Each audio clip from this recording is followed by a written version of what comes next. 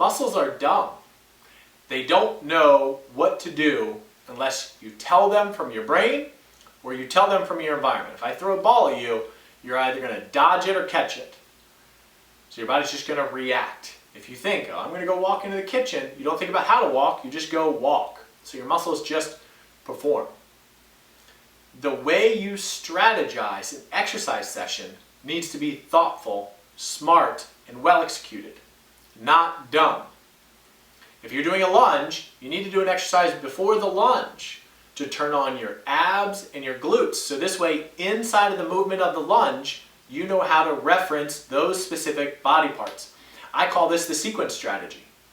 You need to make sure you do some prep movement that turns on that circuit in your brain.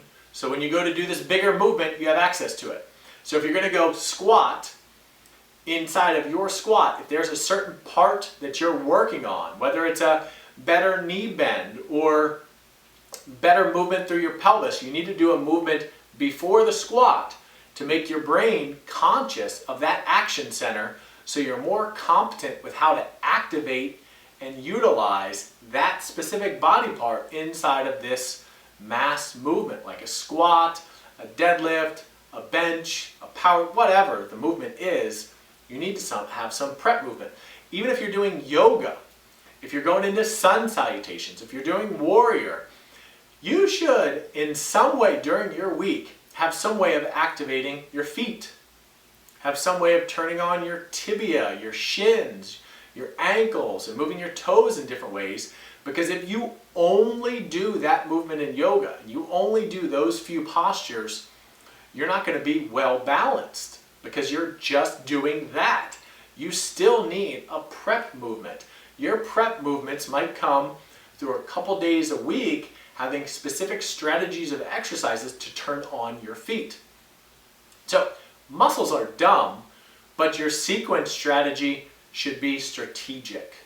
You need to have some way of balancing out how you use your body. So if 80% of the time you do yoga, you need 20% of your time to be focused on very specific smart strategies for adducting your toes together or plantar flexing your foot with a bias towards pressing down on your big toe or pinky toe or wherever your deficits are connecting your brain to your body. Muscles are dumb. The connection between your brain and your body, that's a different field of play. And it requires a different playbook. When you want to connect your brain to your body, you need a very specific movement connecting that part of your brain to that movement, so when you get into a bigger movement, whatever the exercise is, you can call forth to the surface that style of activation through your muscles. So, muscles are dumb. You need a good sequence strategy for firing and wiring movements together. So when you turn on your glutes and you go to the squat, you're firing your glutes and wiring it with the movement in the squat. Remember, what you fire together wires together.